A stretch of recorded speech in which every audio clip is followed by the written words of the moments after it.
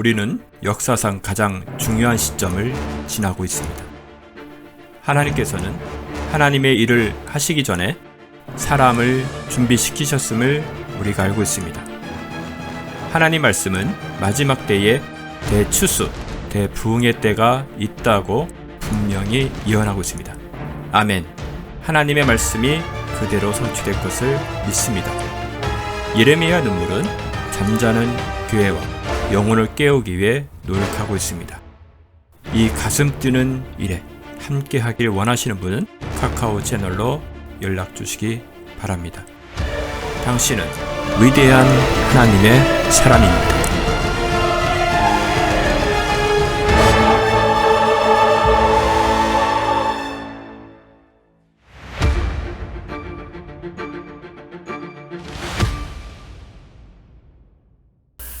감개무량합니다. 늘 온라인으로 예배 드리셨던 분들 이렇게 직접 얼굴을 보고 참 예배를 드릴 수 있다는 것이 우리에게는 얼마나 감격스러운지.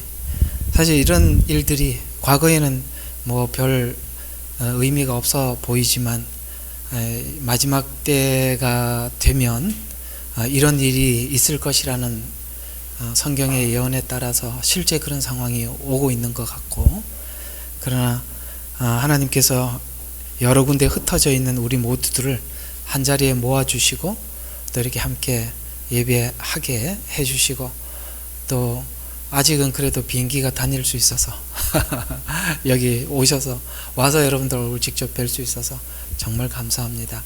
우리는 옛날에 이런 일을 상상을 안 해본 것 같은데 온 것 같아요. 자, 우리 잠시 한번 기도하고 시작합시다. 사랑의 하나님, 감사합니다. 우리가 함께 모여서 이렇게 예배하게 하셔서 감사합니다.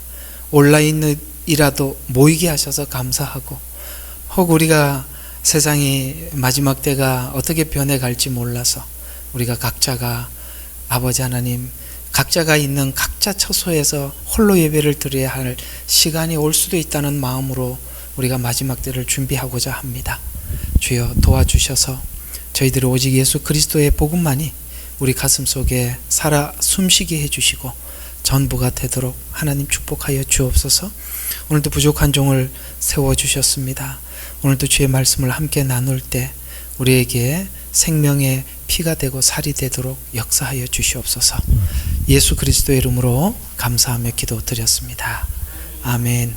베드로후서 3장 1절에서 7절 다 같이 시작. 사랑하는 자들아, 이제 내가 이 두 번째 편지를 너희에게 쓰는 것은 이 편지들로 말미암아 너희로 기억나게 하여 너희 순수한 생각을 일깨워 주려 함이니, 그리하여 거룩한 선지자들이 미리 전한 말씀과 주 곧 구주의 사도들인 우리에게 주신 계명을 생각나게 하려는 것이라. 먼저 알 것은 이것이니 마지막 날들에는 조롱하는 자들이 와서 그들의 정욕대로 행하여 말하기를 그가 온다는 약속이 어디 있느냐. 조상들의 잠든 이래로 만물이 창조의 시작부터 그대로 있다 하리니 이는 그들의 고의로 잊으려 함이라. 즉 하나님의 말씀에 의해 하늘들의 옛적부터 있었다는 것과 땅도 물에서 나왔고 물 안에 있었다는 것이니, 이로써 이전에 있던 세상은 물이 범람해서 멸망하려는 것이니라. 그러나 현재 있는 하늘들과 땅들과 동일한 말씀으로 보존되어 있으되 경건치 아니한 자들과 심판 멸망에 불사르려고 간수되어진 것이니라. 아멘입니다. 예, 이제 들어오셨군요.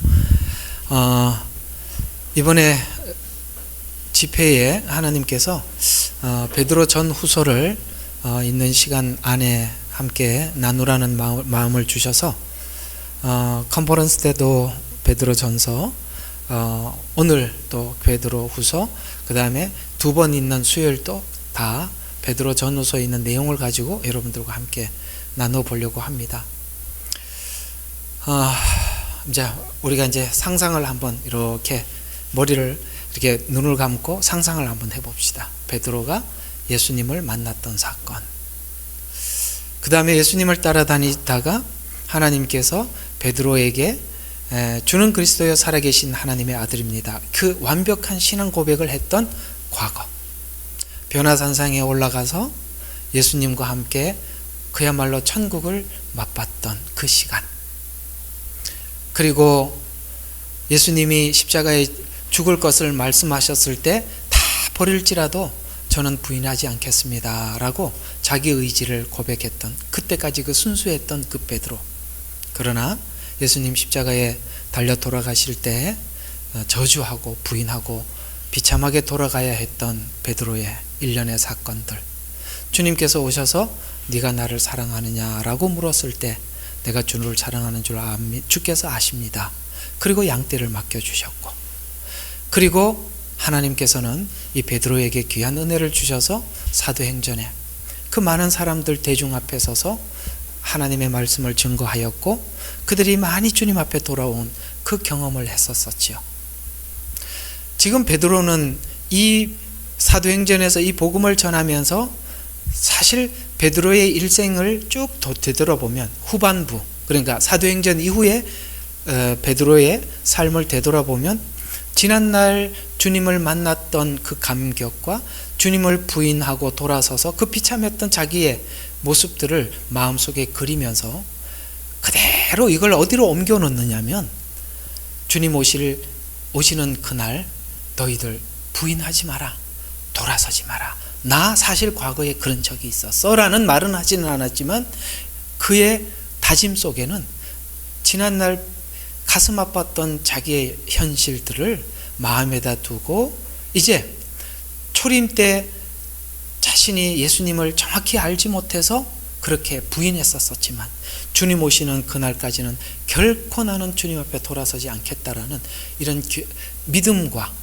진정한 하나님의 신앙 고백이 사실은 사람들에게, 대중에게 알리고 있는 이 베드로 전후서를 통해서 마음에 담아서 지금 전달하고 있다고 생각을 하고 베드로 전후서를 읽어보면 베드로의 마음도 느껴지고 또 그 속에 있는 진정한 메시지들도 우리가 아주 깊게 느낄 수 있다는 것이죠. 그러면 첫날부터 왜 베드로 전서 1장부터 하지 않고 3장을 하느냐? 우리 알고 듣자, 이런 차원에서. 왜냐하면 후서 3장이 끝이니까. 그러니까 그 부분을 한번 일단은 목적지를 정해놓고 여러분들과 함께 나눠보려고 오늘 이 3장을 선택을 하고 첫날 한번 이 베드로 전후서의 포문을 열어보겠습니다. 여러분 이제 한번 생각해 봅시다. 제가 아까 베드로 일대기를 간략하게 말씀을 드렸습니다만 한번 물어봅시다. 베드로가 예수님을 부인하게 된 이유가 무엇이라고 생각하십니까? 두려움이었나요? 아니면 무엇이라고 생각합니까?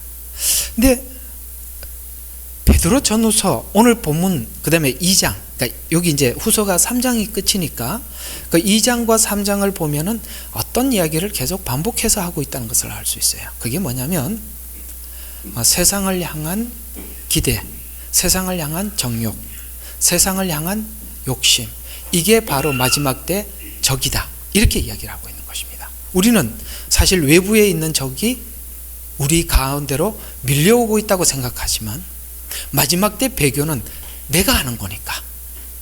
맞죠? 누군가가 나에게 하라고 할 때 내가 하는 거니까, 결정은 내가 하는 거니까 배교하게 되는 이유가 무엇이냐?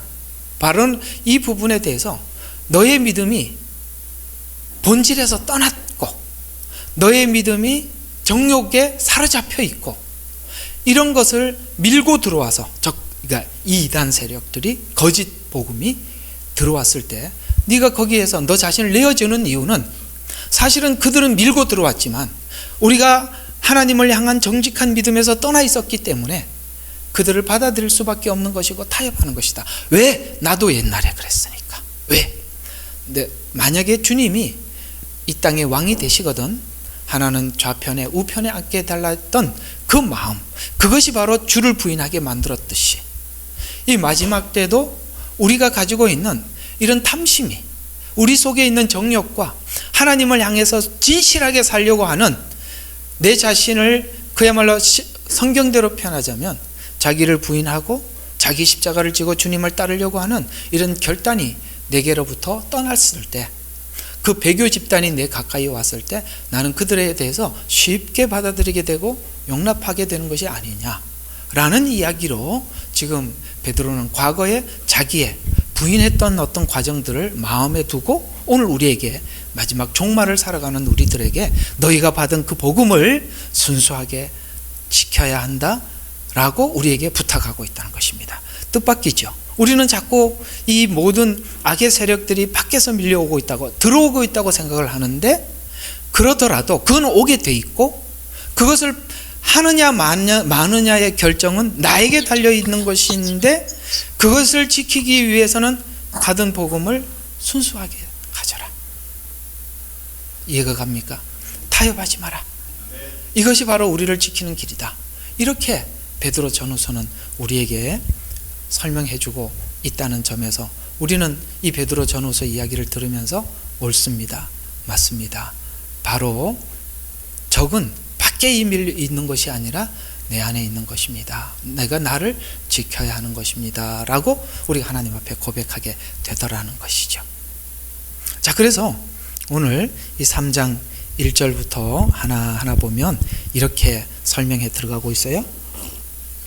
사랑하는 자들아. 여러분, 이 서신을 보내면서 뭘 사랑하지 않겠습니까? 사랑하는데도 사랑하는 자들아 이런 말들을 하는 것은, 이게 정말 성경을 기록하다 보면 이런 말들이 사랑하는 자들아 이렇게 하고 또 사랑하는 자들아 이런 말들이 있어요.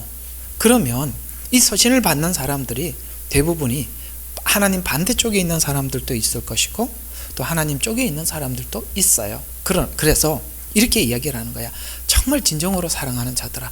여러분, 지금 이 베드로 전후서를 보내는 이제 컨퍼런스 가서 할 거지만 한번 1장 1절을 보세요. 대상이 누군가?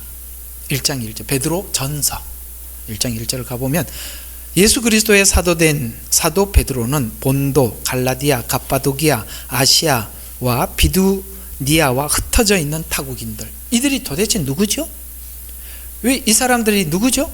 베드로가 설교했을 때 예수님을 영접했던 사람들이에요. 그래서 이제 예루살렘 교회가 핍박을 받자 흩어지기 시작했어요. 그 베드로는 그때 감격스럽게 예수님을 영접했던 사람들을 마음속에 두고 있고, 지금 그 핍박으로 인해서 어쩔 수 없이 흩어져 있지만, 얘들아 타협하지 마라, 주님 오시는 그날까지. 사실 우리가 예수 안에서 죽으면 산다는 것이 복음 아닌가요? 복음의 정점이죠. 그것이 우리의 전부입니다. 부활입니다. 근데 이 부활을 놓치고 나면 추해져요. 그리스도인들이 추해지는 건 맞아요. 맞죠? 얼마 전에 제가 코로나 이야기를 한번 했습니다만, 세상 사람들에게 우리가 가지고 있는 복음이 빛나게 했는가? 라고 보면 아니다, 이렇게 이야기할 수 있다는 것이죠. 왜냐하면 예배 드리는 곳조차도 그걸 맞지 않으면 예배 들어오지 마라. 아니, 이게 무슨 이런 얘기가 있어요? 그러니까 우리가 죽음을 극복한 사람들이 아니라 도리어 죽음을 두려워하는 사람들이 저기 다 모였구나, 이런 생각을 하게 만들었더라는 거예요. 사실 우리가 지금 베드로가 얘기하고 있는, 여러분 베드로가 후반기 일생이 사도행전 이후에 어떻게 살았는지 아시죠? 그런 감옥에 갇혔어도 어떻게 합니까? 쿨쿨 잠을 잡니다. 여러분, 죽음이 앞에 있을 때 잠을 잘 수 있는 사람은 하나님 앞에 생명의 복음을 마음속에 분명하게 갖고 있지 않는 사람 아니고는 그 평안을 누릴 수가 없는 거예요. 사람이 죽음이 앞에 있는데, 그 사형수들 얘기 들어보셨지 않습니까? 사형수들이 형장에 끌려가면서 바지에 오줌을 줄줄 싸면서 간다고 그러잖아요. 사실 우리가 가지고 있는 복음이 우리 자신에게 묻기로는 우리에게 그렇게 물어봐야 되는 거예요. 얘야, 네가 가지고 있는 이 복음이 정말 부활을 믿는 복음이냐? 라고 우리가 우리 자신에게 계속 되물어야 하는 거예요. 그리고 너 양보할 수 있냐? 죽음이 곧 부활이라는 걸 믿느냐? 그러면 우리는 양보할 수 있는 거죠. 이런 모든 질문들을 우리는 모든 하루하루 살아가는 삶 속에서 계속 나에게 물어봤어야 되는 거예요.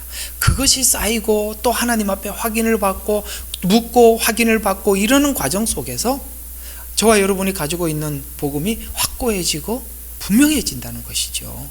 하나님께서는 어느 날 갑자기 계시로 우리에게 확고한 믿음을 갖게 하시는 것이 아니라 지금 우리 매일매일 살아가는 삶 속에 사람과의 부딪힘과 내 자신과의 어떤 내 자신과의 부딪히는 이런 문제 속에서 하나님이 계속 되묻고 있는 거예요. 너 죽을 수 있냐? 너 양보할 수 있냐? 너 손해볼 수 있냐? 너 불평하지 않을 수 있냐? 라고 하나님이 계속 묻는 거죠. 거기서 우리는 계속 매일매일 답해야 하고 그 답이 우리 속에 쌓일 때 뭐가 된다고요? 확신이 되어가는 것이죠. 그것이 바로 우리가 마지막 때를 이길 수 있는 믿음으로 준비시키는 그런 모든 하나님께서 지금 훈련시키는 그런 것들인데, 이런 것들은 무시하고 그때 뭔가를 이뤄내고 완성시키려고 하는 것은 어불성설이라는 것이죠. 그런 차원에서 오늘 사랑하는 자들아, 이제 내가 너희에게 두 번째, 그래서 후서니까 두 번째 편지라고 이야기를 하면서 너희에게 쓰는 것은 이 편지로 말미암아 너희로 뭘 하려고요? 기억나게 하여 너희의 순수한 생각을 너 처음 받았던 그 복음을 다시 한번 일깨워 주려고 하는 것이다. 이렇게 이야기를 하고 있는 것이죠. 어쨌든 우리는 매일매일 살아가면서 우리 자신에게 물어봐야 되는 이 작업을 멈추지 말아야 되는 거예요. 매일 물어봐야 돼요. 너 왜 예수 믿냐? 너 처음 받았던 그 복음, 순수한, 오늘 여기 보니까 순수한 생각을 일깨워 주려 함이라. 너 변질되지는 않았냐? 라고 자기 자신에게 계속 물어봐야 되는 거예요. 우리 주님 만났을 때 얼마나 감격스러웠고, 사실은 주님을 만났던 순간 그런 경험과 감격이 있는 사람들은 대부분이 물어보면 똑같아요. 어떤 대답을 했냐면, 주님 지금 이 모습 이대로 데리고 가주세요. 베드로가 마치 변화산에서 우리가 초막 새설치 때 하나는 주를 위하여, 하나는 엘리야를 위하여, 또 하나는 모세를 위하여 짓고 나 옆에서 같이 붙어 있겠습니다. 이런 이야기 우리 다 했던 사람들인데 지금은 너무 뺀질뺀질해졌다. 순수하지 않다. 이 순수함에 대한 질문은 남이 해줄 수 있는 게 아니에요. 여러분 스스로가 개인에게 끊임없이 물어봐야 되는 거예요. 그래서 사실 우리는 이 순수함을 많이 빼앗기기도 해요. 왜? 우리의 순수한 복음을 빼앗으려고 하는 사람이 너무 많으니까 방어하려다가 독해졌어. 방어하다가 독해지고, 방어하다가 뭐예요? 영혼 사랑하지 못하고 늘 정죄하고 이렇게 돼 가고 있는데, 그러나 우리 자신에게는 끊임없이 물어야 하는 거예요. 그래서 일깨워 주려 함이라, 순수한 생각을 이렇게 하면서 편지를 3장에서 이렇게 전개하고 있다는. 그리하여 거룩한 선지자들이 미리 전한 말씀과 주 곧 구주의 사도들인 우리에게 주신 계명을 생각나게. 선지자, 이거는 구약이고 사도는 뭡니까? 신약입니다. 그래서 구주의 사도인 우리에게 주신 계명을 생각나게 하려는 것이다. 계명은 우리가 단순히 지키는 어떤 계명 이런 말이 아니라 말씀, 그 아까 순수한 말씀, 원래 그걸 뭘 하려고요? 생각나게 하려고. 두 번 다 똑같이 이야기하죠. 순수한 생각. 순수한 생각이 뭐라고요? 우리에게 주신 계명을 생각나게 하는 것이다. 원래 받았던 복음이 뭐였었냐? 이렇게 질문을 하면서 먼저 알 것은 이것이니 마지막 날에는 조롱하는 자들이 와서 그들의 정욕대로 행하여. 이렇게 왜 그렇게 해야만 하느냐? 마지막 때 이 악한 자들이 와서 우리로 하여금 그렇게 살아도 괜찮아 라고 미혹하는 날이 올 거니까. 그들은 도대체 어떤 놈들이냐? 놈들이니까 2장을 봅시다. 요런 놈들이랍니다. 자, 15절 이렇게 이야기합니다. 자, 그들은 바른 길을 버리고 빗나가서 부올의 아들 발리암의 길을 따르는 도다. 그들은 뭐를 좋아해요? 불의의 삭슬 사랑하는. 아시겠습니까? 이런 자들이 이단을 만들어서 거짓 복음으로 우리에게 찾아와서 뭔가를 유혹하더라.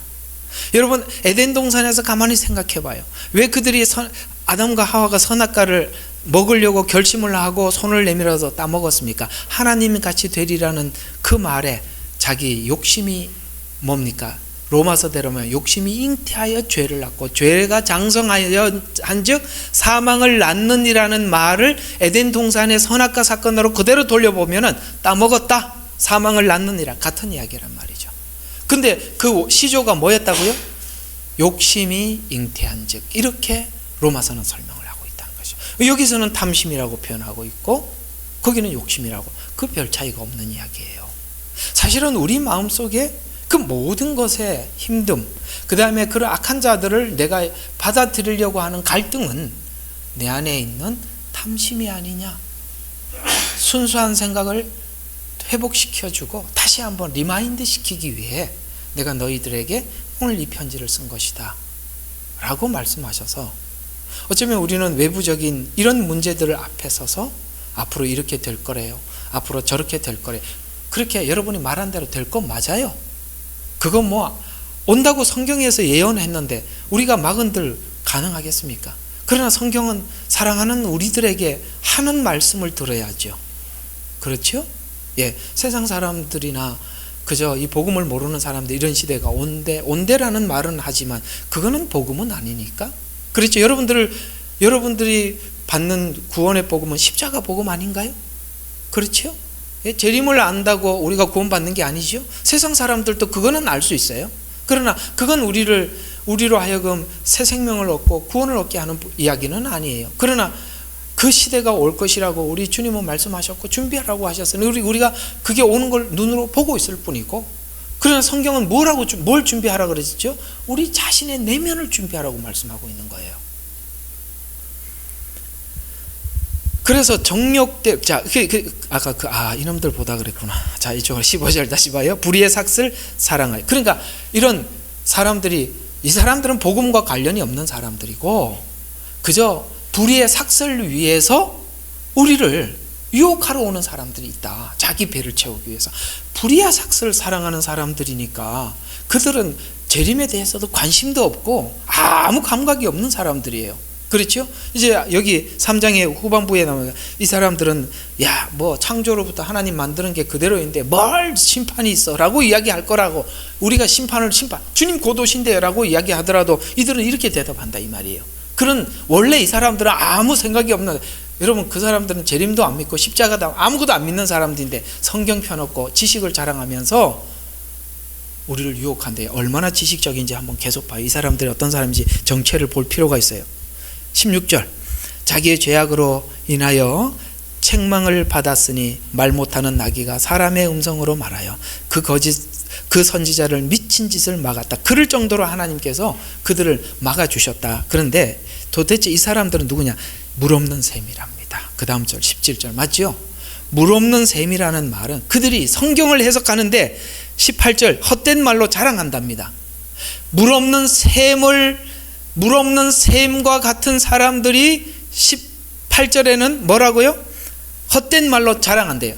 그들이 이야기하고 있는 성경 풀이는, 성경 해석은 물 없는 셈, 성령 없이 해석했다 이 말이에요.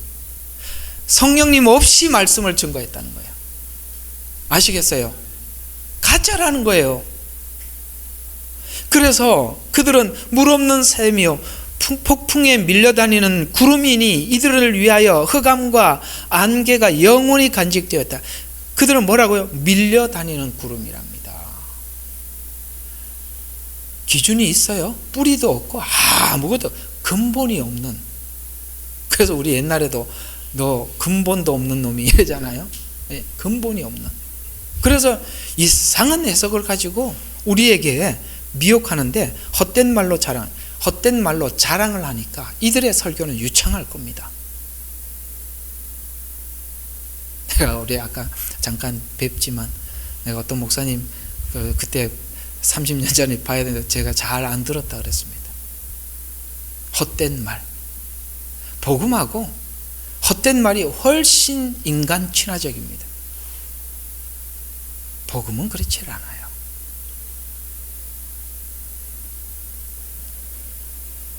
이렇게 보면 여러분들이 참 굉장히 사람들 가까이 와 닿는 메시지를 전하시는 분들은 일반적으로 신학만 하신 분들이 아닙니다. 철학도 하고 신학도 하고.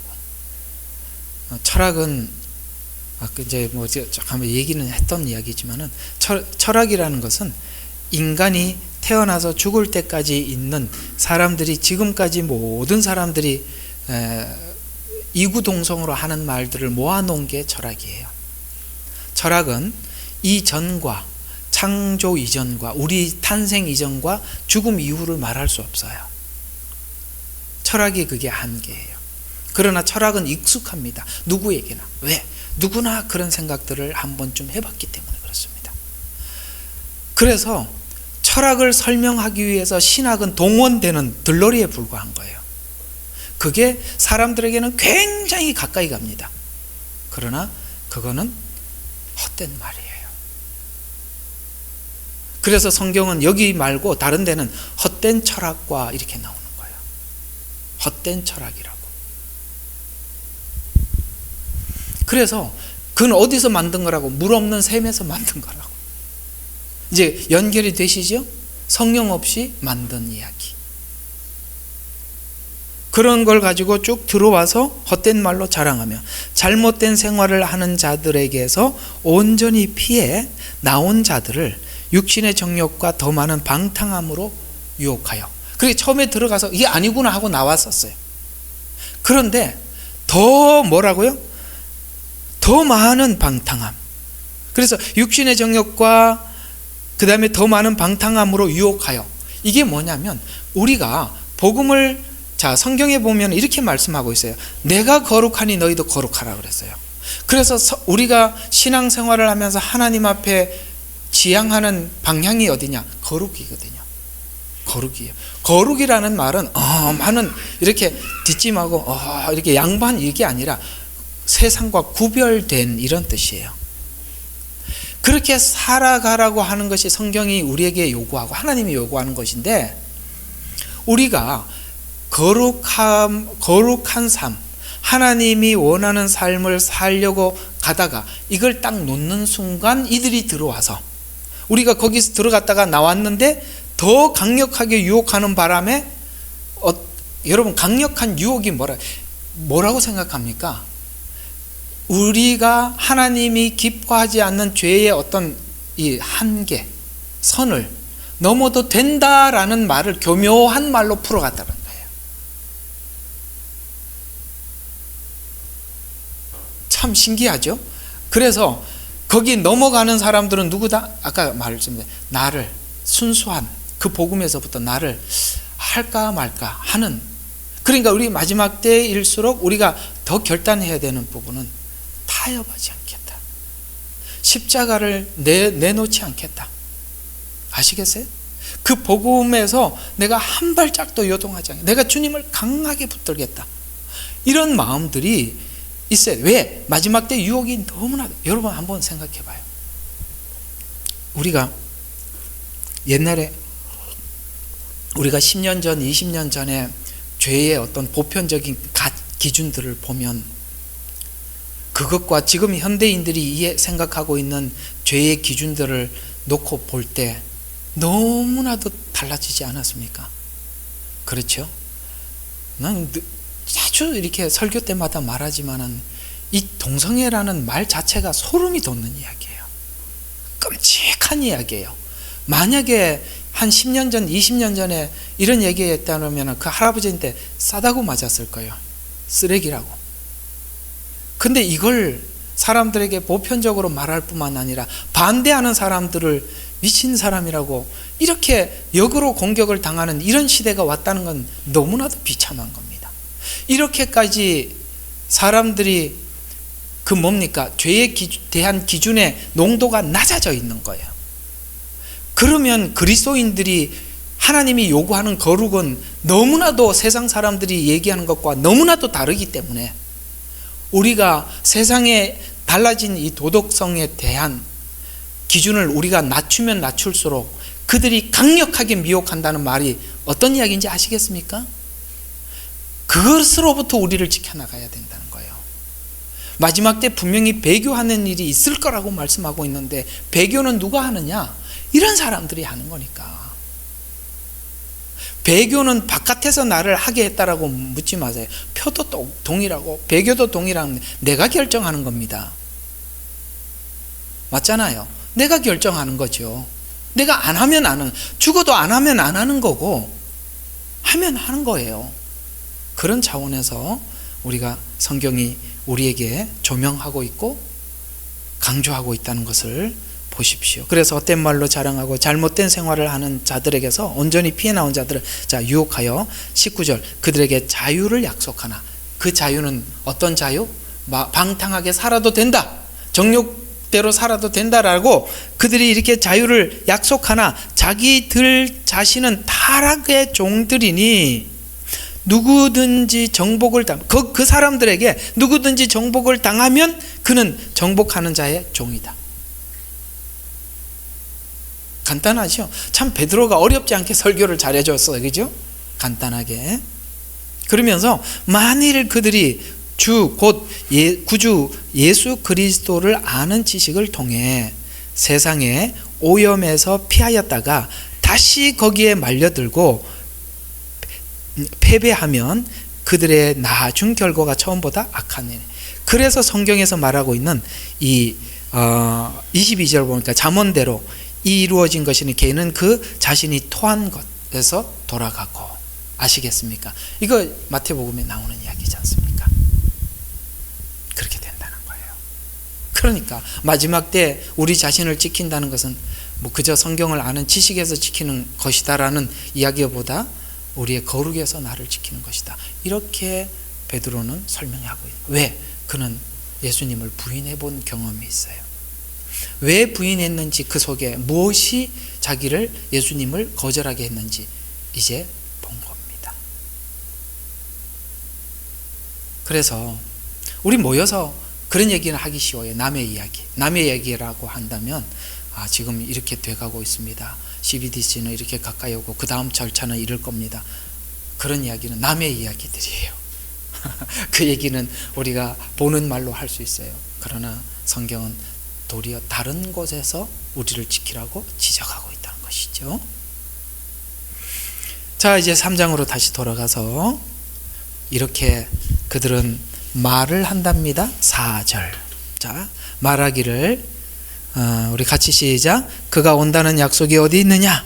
조상들이 잠든 이래로 만물의 창조 시작 그대로 있다리니 이는 그들이 이것을 고의로 잊으려 함이라.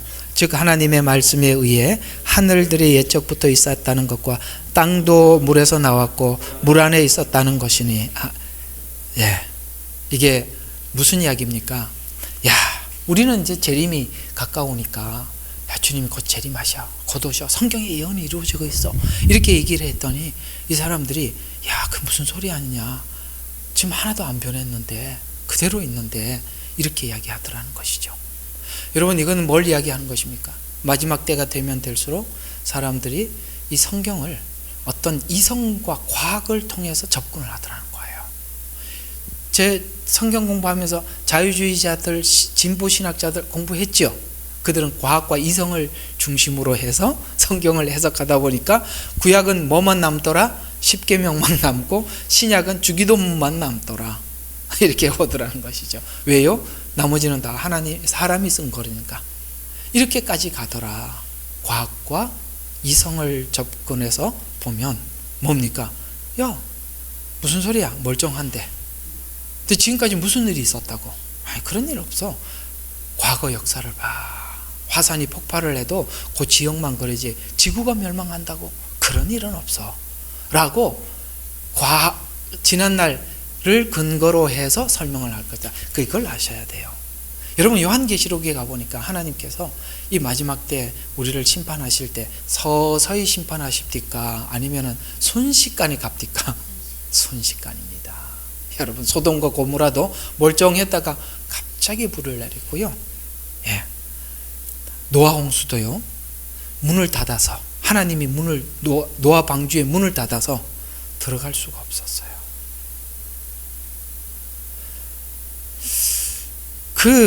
이런 말씀이 있잖아요. 하늘은, 자, 이게 어디 나오는 말씀이냐면은 10절 한번 보세요. 그러나 주의 날이 밤에 도둑같이 오리니 그날에는 하늘들이 굉장한 소리를 내고 사라지고, 이게 엄청난 일이죠. 하늘이 없어진대요. 사라진대요. 우주의 구성 요소들이 맹렬한 불로 녹아내린대요. 우주가 녹아버린대요. 이 안에서 타버릴 것이니 그때 이 모든 것이 녹아버리리니 너희가 거룩한 행실과 경건에 있어 어떠한 사람이 되어야 하겠느냐라고 이야기하면서, 또 12절에 보니까 똑같이 불에 타서 녹아지고 우주의 구성 요소들이 맹렬한 불에 녹아내릴 것이다. 그러나 우리는 약속대로 새하늘과 새 땅이 기다린다. 이거는 지금 완전히 이걸 보고 리셋이라 그러는 거죠. 그죠? 이게 어느 날 갑자기 온다는데, 이게 이제 우리 입장에서는, 비과학자들 입장에서는, 야, 이게 어떻게 일순간 이게 이럴 수 있지? 라고 생각을 하는데, 과학자들 이야기 들어보면 아주 간단하답니다. 이렇게 되는 것은 지구가 그 중력을 잃어버리면 순식간에 끝나버리는 거예요. 하나님께서 이거를 다 유지를 시켜주시니까 우리가 살고 있는 거지, 하나님이 한 번만 살짝 건들면 지구가 엉망진창이 되어버린다는 거예요. 얼마나 간단한 일인지 몰라. 우리는 이렇게 시스템을 만들어 놓고, 큰 배도 만들어 놓고 다 해놨다고 생각하거든요. 요즘은 보니까 이런 날이 올 줄 알고 안 믿는 사람들은 지하 벙커도 기가 막히게 만들어 놨던데 어쩌죠? 이게 땅이 녹아버리는데 참 우습지요. 그래서 이 마지막 때는 과학과 이성을 근거해서 성경을 접근을 하면서 만물이 그대로 있다라고 해서 사람들을 끝내 이 말들에 대해서 받아들이지 못하게 할 것이다 라고, 이렇게 우리를 미혹할 것이다 라고 하고 있습니다. 그래서 지금 현대 신학의 문제는 뭐냐면, 이 현대 신학이 자유주의 신학과 진보 신학이 주축이 되어서 성경을 해석하고 있고, 신학교에서 그런 목회자들을 배출하고 있어요. 그 사람들이 하는 말들이 이런 말들이, 여러분 이렇게 생각을 하고 있는데, 주님이 오십니다, 곧 오신다 그러는데요, 여러분 전혀 어디서 이렇게 성경을 이렇게 한단 말이에요. 여러분들 얘기해봐야 입만 아파요. 왜? 이 사람들은 이렇게 생각하는 사람들이에요. 아시겠어요? 왜 여러분들의 말이 안 통하는지 여기서 밝혀주고 있는 것이에요. 근데요, 5절에 이렇게 말씀하고 있어요. 이는 그들이 그것을 뭐라고요?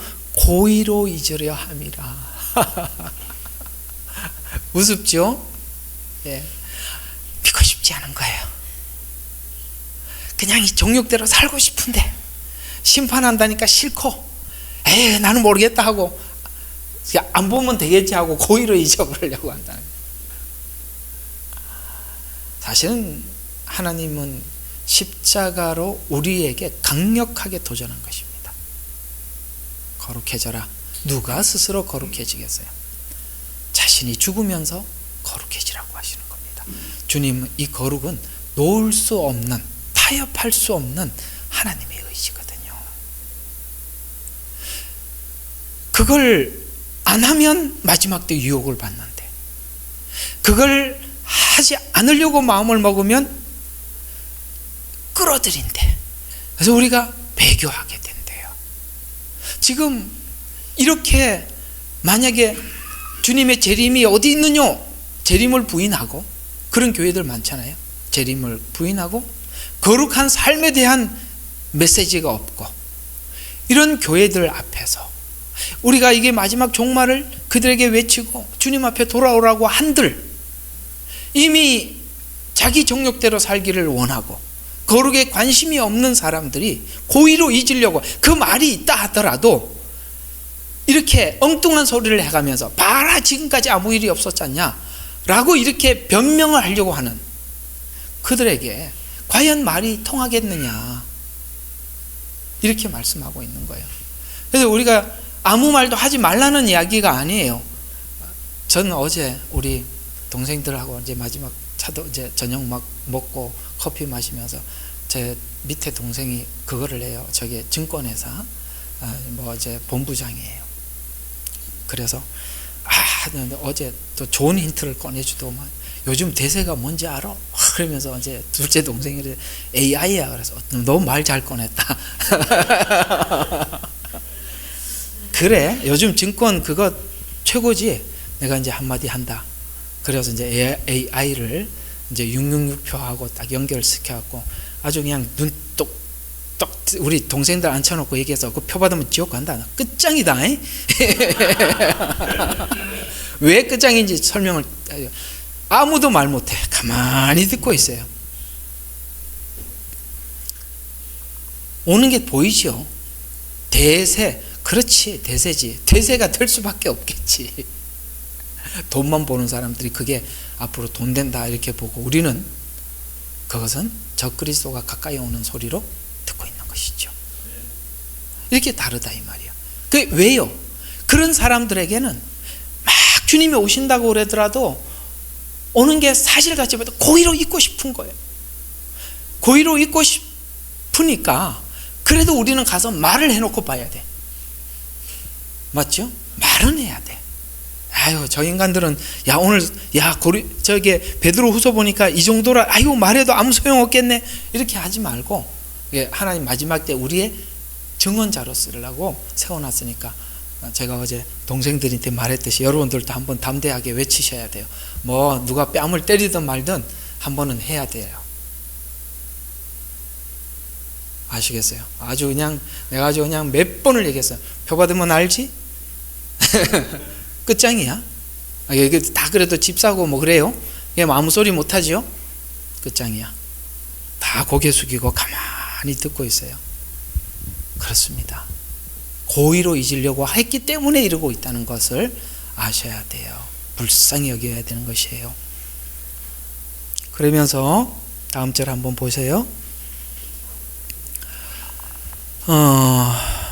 즉 하나님의 말씀에, 5절 중간에 하나님의 말씀에 의해서 하늘이 옛적부터 있었다는 것과 땅도 물에서 나왔고 물 안에 있었다는 것이니, 이는 이전에 있던 세상이 물이 범람해서, 이게 노아 홍수를 이야기하고 있죠.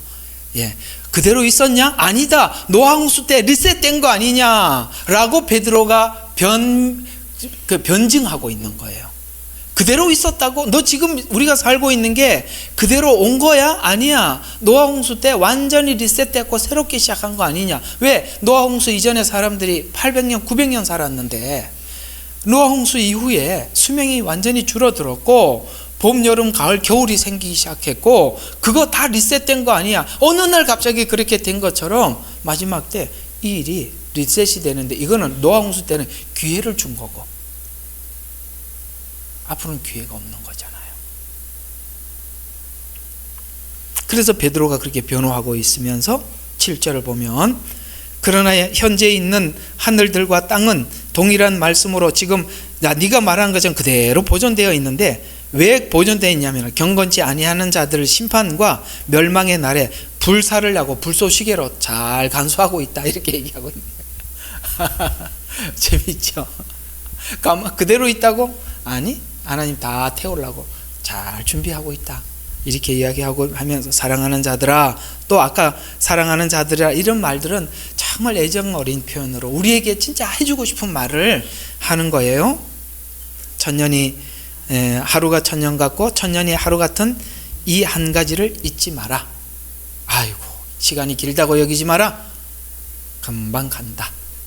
아시겠죠? 시간이 길다고 여기지 마라. 여러분 보세요. 시간이 참 빠르지 않습니까? 이렇게 젊어서는 죽음에 대한 이야기가 멀리 있어 보이고, 그런 이야기 떠올리는 것조차도 이렇게 불결해 보이는데, 인생을 살고 이것저것 다 알고, 거기다가 이제 우리가 예수님 은혜를 입고 그 약속을 기다리고 보면 죽음이 멀리 있는 것이 아니라 그게 참 귀한 거구나, 이렇게 생각이 바뀌어 가더라고요. 아직도 살아야 되겠습니까? 근데 우리가 이런 생각을 늘 해야 돼요. 우리가 죽음 없이 부활은 없어요. 그러니까 부활을 위한 죽음이에요, 우리에게는. 그렇게 죽음을 정리하고 나면 죽음으로 위협하는데 우리가 더 이상 두려워하지 않을 것인데, 죽음에 대한 두려움은 내가 죽음을 두려워하기 때문에 두려움이 되는 것이죠. 성경은 우리에게 죽음을 극복하게 하셨습니다. 부활은 얼마나 큰 영광입니까? 우리 모든 인간이 절망할 수 밖에 없는 절망은 죽음이라는 절망입니다. 아무리 성공을 해도 죽음이라는 것이 우리 앞에 있어서, 이렇게 요즘은 이렇게 참 이런 분들이 눈에 자꾸 보여요. 이렇게 연세가 드셔서 한 발 이제 어머님이 이제 연세가 많으시다 보니까, 그러니까 이번에는 저희가 어머니 아파트 빌라 2층에 사시는데, 아이고 세상에 2층 올라와서 한참 숨을 몰아쉬시더라고요. 전에는 그냥 그렇게 힘이 좋으시던 분이 그거 올라와서 아이고 하고 한참 서 있는 거 보고, 야, 한 발 걷는 게 이렇게 힘들구나. 그래서 자주 이렇게 죽음에 관한 이야기를 하세요. 그래서 저희 어머니한테는 자주 그러시죠. 어머니, 다 세월이 지나면 다 잊혀지고 어머님은 하나님과 1대1로 만날 준비를 하셔야 되는 거라고. 우리는 각 개개인이 하나님 앞에 가는 거니까 뭐 애들 잘 걱정하지 말라고, 그건 하나님이 알아서 할 일이고 준비를 하셔야 되는 거다, 이렇게 이야기를 하는 거예요. 여러분, 복음이면 충분하고 예수면 전부예요. 예수면 다예요. 그것이 우리 모든 것을 해결해 주는 능력이에요. 그래서 우리가 오늘 지금 베드로가 생각나게 하려 함이라는 이 생각은 자신이 사도행전 1, 2, 3장에서 외쳤던 이야기를 지금 다시 기억해라, 이 말을 하고 있는 거예요. 거기에 군더더기가 1도 없는 복음이 아니겠어요? 그렇죠? 그 베드로가 전했던 복음을 보세요. 거기에 무슨 기교가 있고 무슨 그게 있어요? 그대로 있는 말씀 그대로 하고, 그들은 그걸 아멘으로 받았고, 그들은 순수하게 예수님 믿고 변화되었었어요. 그걸 끝까지 가지고 가라, 이렇게 부탁을 하고 있는 거예요. 천년이 하루 같은 것을 잊지 마라. 주의 약속은 사람들이 더디다고 생각하는 것 같이 더딘 것이 아니라 오직 우리에 대하여 오래 참으시 아무도 멸망하지 않고 회개에 이르게 하려 하시려고 지금 이 시간을 그냥 지키고 있다. 저거 불 안 태우고 기다리고 있다, 이 말이에요. 회개하고 돌아오게 하도록. 그러나 자 10절, 주의 날이 밤에 도둑같이 오리니 그날에는 하늘이 굉장한 소리를 내고 사라지고 우주의 구성 요소들이 맹렬한 불로 녹아내리며 땅과 그 안에 있는 일들이 타버릴 것이다. 그때 이 모든 것이 녹아버리리니 너희가 모든 거룩한 행실과 경건에 있어서 어떠한 사람이 되어야 되겠느냐. 하나님의 날이 오기를 고대하고 열망해라. 아까는 주의 날이 밤에 도둑같이 오지만 그 날이 오기를 열망해라. 12절은 다른 이야기를 하고 있는 거예요. 그러면서 그때에 하늘들이 불에 타서 녹아버리고 우주의 구성 요소들이 맹렬한 불로 녹아내릴 것이니 우리는 그의 약속, 자꾸 약속이라는 말을 거듭하는 거예요. 9절 돼 보니까 주의 약속, 그죠? 약속. 그러니까 우리는 지금 믿음으로 구원을 받았지만 그 구원은 소망으로 남아있어요. 소망의 근거는 약속이죠. 내가 그러잖아요. 우리는 모든 건 아무것도 없다고. 딱 한 가지밖에 없어요. 약속 이외에는 아무것도 없는 겁니다, 우리에게는. 그렇죠? 약속밖에 없어요. 예수님을 통해서 구원하시겠다는 약속, 이 약속 이외에는 우리가 하나님 앞에 내세울 게 없어요. 그래서 우리가 하나님 앞에 약속 믿구나. 그래서 이스라엘 백성들이 쭉 살아가는 과정 속에서 그들이 하나님이 어떠하신지를 알아내죠. 어떤 부분을 알아내냐면은 보니까 하나님은 약속을 하시면 지키시는 분이구나. 요걸 이제 알기 시작하는 거예요. 이스라엘 구약에 그걸 깨달으면 이제 정점에 간 거예요. 약속. 오케이? 그래서 약속을 기다려라. 그래서 그때는 하늘들이 불에 타고 녹아내리고 맹렬하. 그다음에 우리는 그의 약속대로 의가 거하는 새 하늘과 새 땅을 기다려. 그래, 어차피 없어질 거고 우리가 들어갈 곳은 새 하늘과 새 땅이다. 이거 요한계시록 21장 22장에 나오는 이야기죠.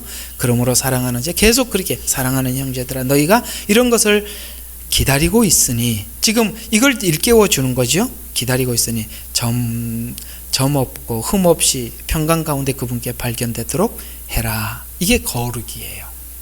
그러면서 또 주의 오래 참으심이 구원인 줄 생각하라. 우리의 사랑하는 형제 바울도 그가 받은 지혜대로 그들께 썼는데 내가 쓴 이야기와 같다, 이 말을 하고 있는 거예요. 그러니까 하나님 주신 계시대로 썼다 보니까 베드로가 쓴 이야기, 요한이 쓴 이야기, 계시록이죠. 바울이 쓴 이런 내용들이 다 그가 각자가 하나님께서 주신 계시대로 썼지만 같은 말 아니냐라고 하면서 지혜대로 그렇게 썼고, 그의 모든 편지에도 이런 것들에 관하여 말하고 있으나 그 가운데 깨닫기 어려운 것이 들어있어 무식한 자들과 경고하지. 그래서 무슨 말을 하는 거야? 헛된 18절에 2장 18절 헛된 말로 자랑하려고 성경을 보지 말라는 거예요. 설교를 해보니까 또 신학생들을 이렇게 양육하면서 내가 늘 강조하는 게, 설교하려고 설교하지 마라. 항상 하는 얘기. 설교하려고 설교하지 마라.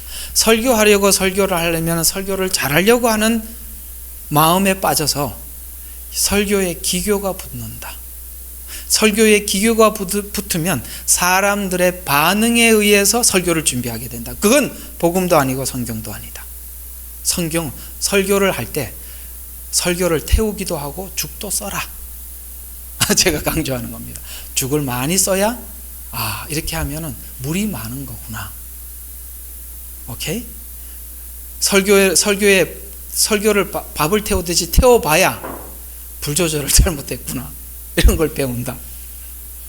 그래서 내가 학생들 가르칠 때 설교는 절대 잘하려고 하면 남의 설교 모방한다.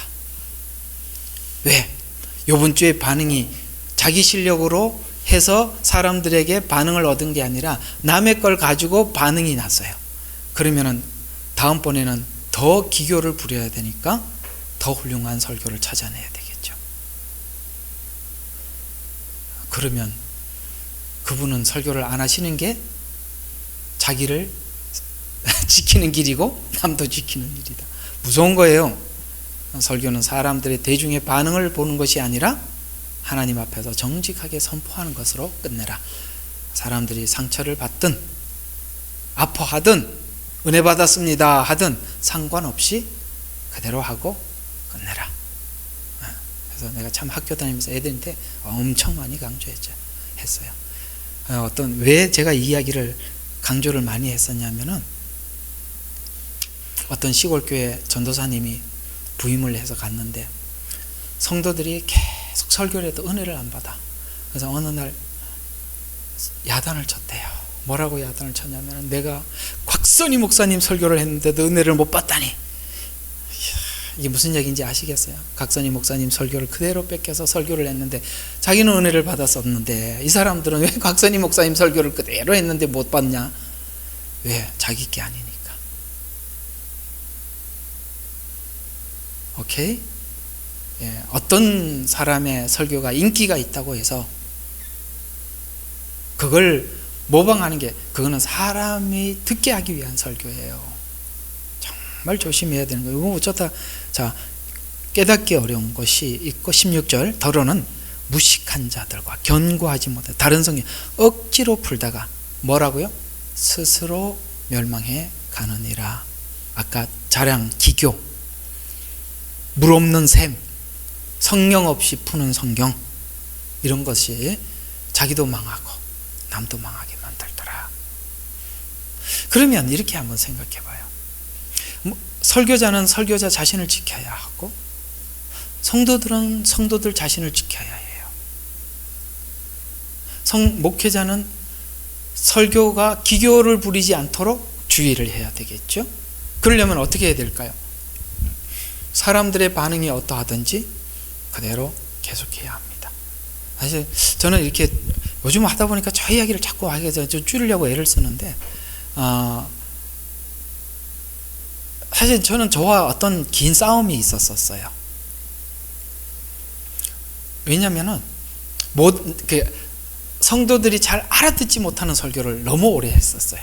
그러나 못 알아들어도 이제는 알아듣기 시작하는 거예요. 그게 진짜였기 때문에 사실 끌어올리는데 굉장히 저도 힘들었어요. 근데 사람들이 자꾸 알아듣게 설명을 할까라는 유혹을 저도 많이 받았었어요. 알아듣는지 모르겠어요, 여러분들이 지금 제 말을. 근데 사람들이 알아듣든지 못 알아듣든지 간에 하나님 말씀을 그대로 전하려고 했기 때문에 사실 이렇게 많이 열린 거예요. 사람들이 알아듣는 말을 그 당시 인기 있는 어떤 반응을 기대하면서 설교를 준비했더라면 깊게 못 갔을 거예요. 그걸 안 했다 보니까 다음이 열리고 다음이 열리더라고요. 야, 성경이라는 게 계단처럼 올라가더라고요. 다음 가니까 그 다음이 열리지 여기서 갑자기 저기 올라갈 수는 없더라고요. 그러니까 여기까지 하나님께서 풀어주시면 그 다음 풀어주는 게 또 있더라고요.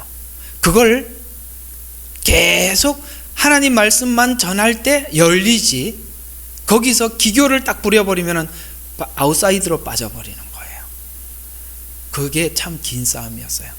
사람이 몇 명 없어도 끝까지 해야 된다는 게, 그게 아마 설교자가 가지고 있는 하나의 숙제일 것 같아요. 근데 여기 그렇게 말하잖아요.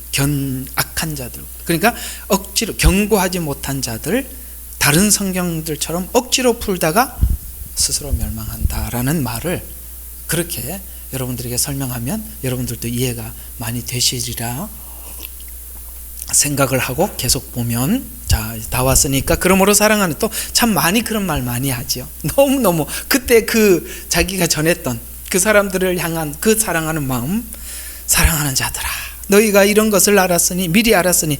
아셨어요? 그래, 하나님 미리 가르쳐 주셨대, 사랑하는 자들에게.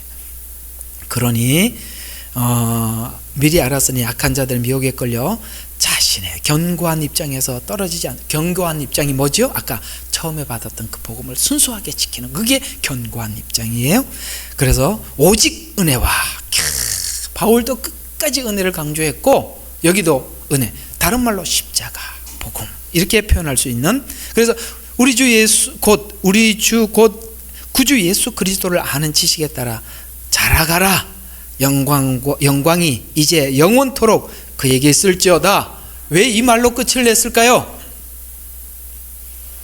저쪽을 향해 돌려라. 너 받지 마라. 저쪽을 향해서 가라. 이게 마지막이 너무 중요한 이야기예요. 사람들이 자기에게로 오거든요.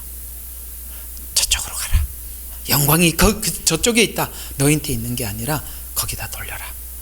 이것만 해도 여러분 신앙을 지키는 거예요. 모든 걸 하나님께 돌려드리는 거예요. 그러면 우리를 지키는 거예요. 됐죠? 자, 여기 있는 내내 여러분들과 함께 베드로 전후서를 할 겁니다. 오늘은 이 결론을 미리 여러분들에게 말씀을 드려놓고 이제 이번 주 토요일 날 있을 컨퍼런스, 다음 주 수요일, 그 다음 주 수요일, 베드로후서는 그렇게 쭉 가도록 하고, 주일날은 좀 다른 내용으로 여러분들과 함께 찾아보도록 하겠습니다. 오늘 이 말씀 잘 명심하시고 우리 같이 한번 기도하겠습니다.